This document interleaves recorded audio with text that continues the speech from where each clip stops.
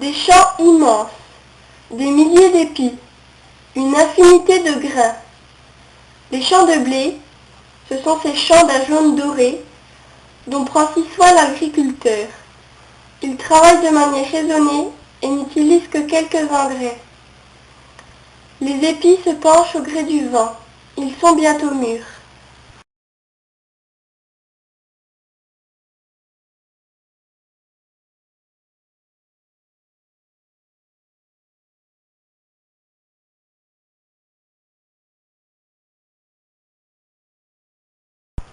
L'agriculteur passe maintenant dans le champ avec sa moissonneuse-batteuse. Cette machine découpe les épis à leur base et sépare la graine des épis grâce à un batteur. La moissonneuse laisse alors derrière elle une grande traînée de paille. Puis l'agriculteur remplit la benne à l'aide d'une vis qui sera amenée au moulin.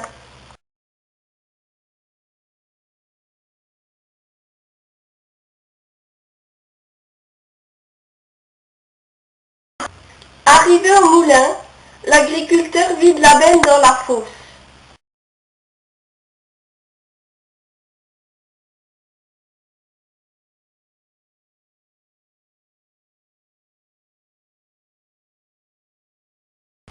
Les grains de blé vont être ensuite nettoyés avec un séparateur. La poussière va être évacuée par les cyclones et le grain va être dépourvu de son enveloppe protectrice sur les grilles.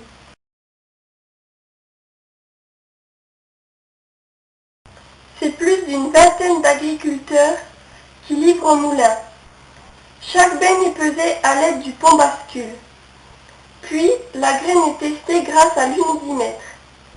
Il nous permet de connaître l'humidité de la graine ainsi que son poids spécifique.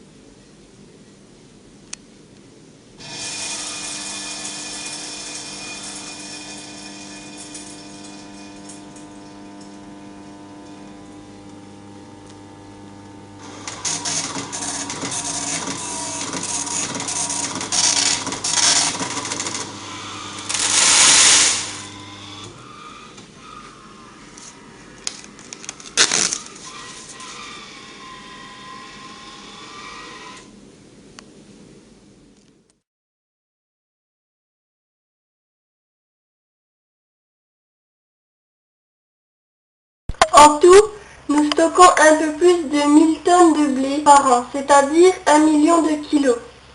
Différents silos sont utilisés pour le stockage du blé. Les cellules, les silos grillagés à remplir avec la vis, les silos à fond conique ou les silos à plancher que l'on vide également avec une vis.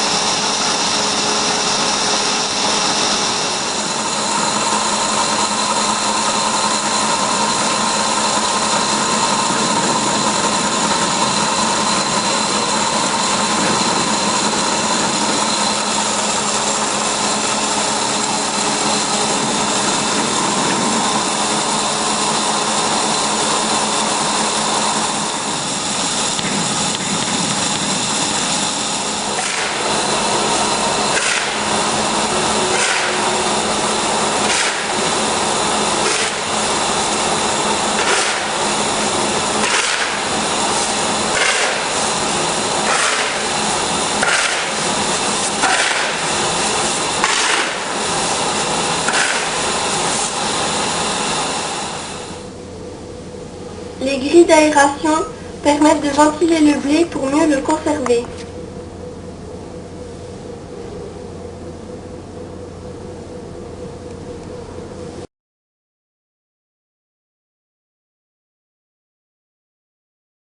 Le blé entre dans le moulin. Il est tout d'abord nettoyé et humidifié. Puis il va passer sur les machines qui vont le broyer. Ce sont les cylindres qui écrasent le blé pour pouvoir en extraire la farine. Le blé arrive au-dessus de la machine et tombe sur les rouleaux qui vont l'écraser.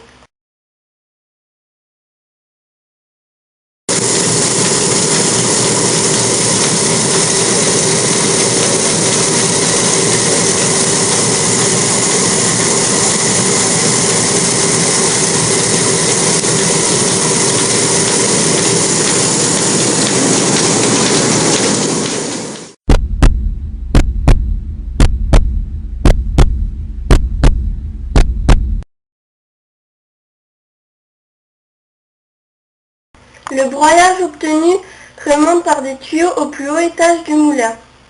À ce niveau, des cyclones vont permettre l'aspiration de la petite farine, si minuscule qu'elle va voler dans l'ensemble. Après avoir été aspirée,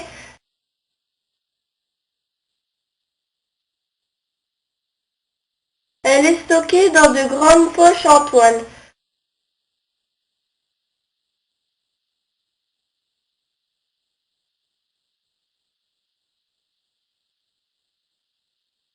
Ce qui est plus lourd tombe et arrive dans une écluse qui va empêcher l'air de passer.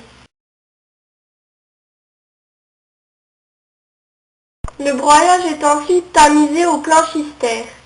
Cette machine contient des coffres qui eux-mêmes renferment des tamis.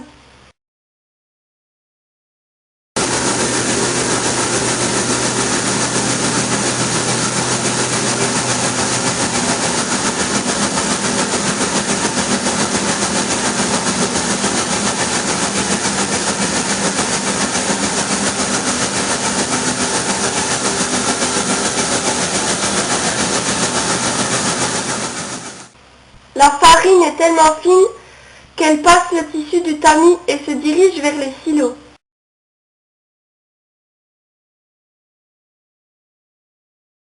Le reste, plus gros et écarté, et descend par des chaussettes puis par des tuyaux.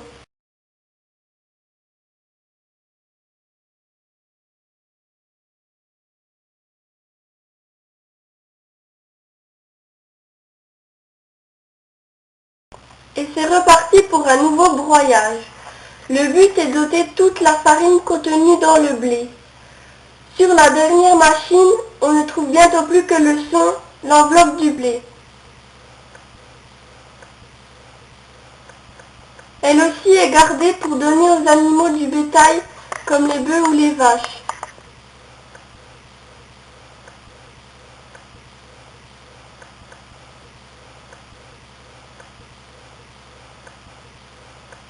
Il est ensaché dans de gros sacs.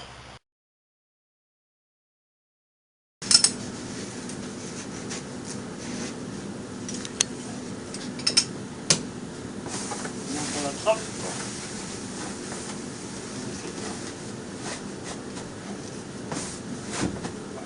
Juste possible. Un petit coup de diable. Hop.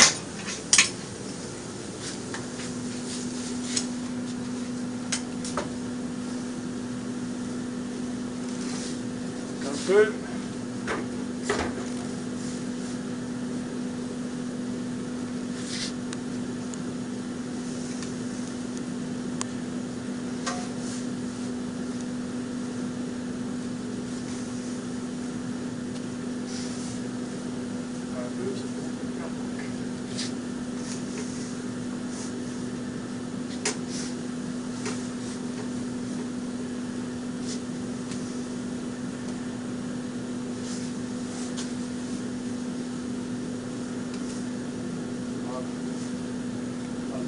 Seul.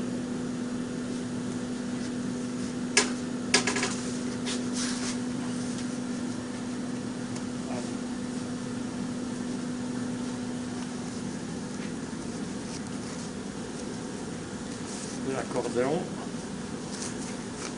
et on tire sur la ficelle.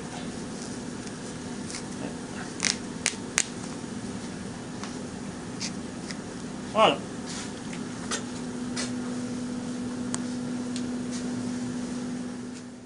Le meunier surveille et s'occupe des machines de mouture. Un ruisseau ne passe pas très loin du moulin. On trouve aussi une écluse. Elle permettait de régler le flux d'eau qui se dirigeait vers la roue du moulin, ce qui entraînait les courroies des machines.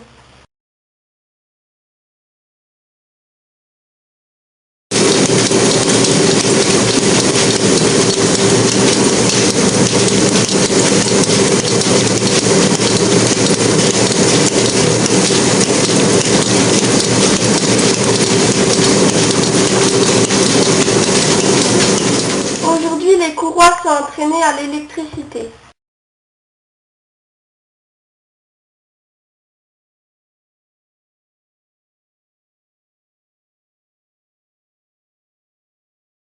Après la mouture, la farine est stockée dans de gros silos en aluminium pour être mieux conservée.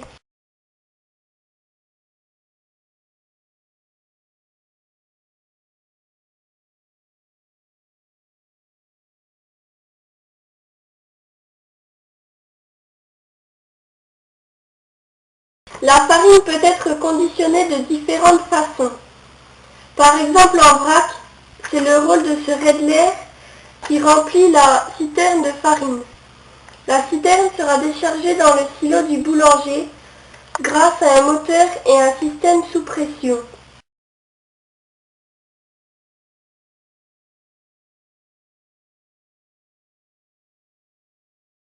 Elle peut être aussi ensachée en gros sacs pour la boulangerie.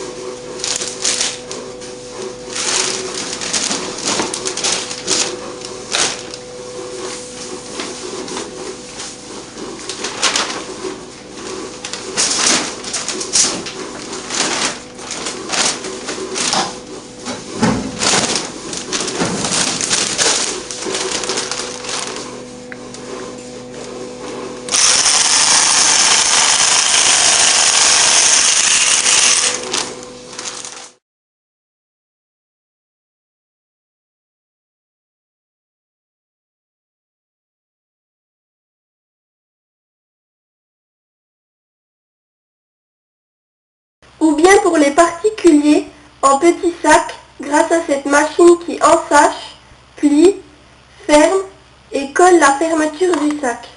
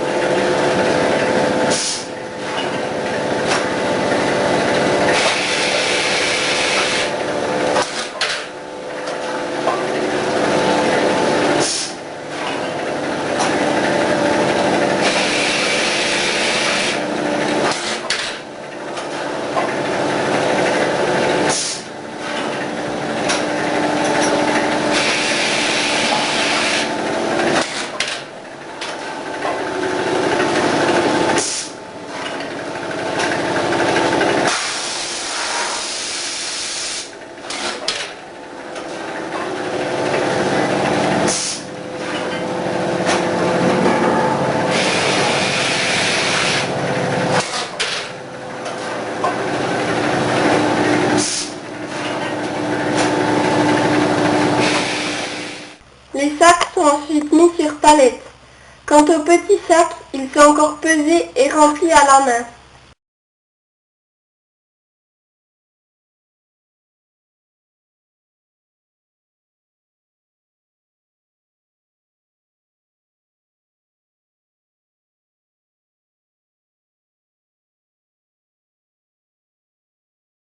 C'est maintenant une gamme importante de farine spéciale qui a été développée au moulin.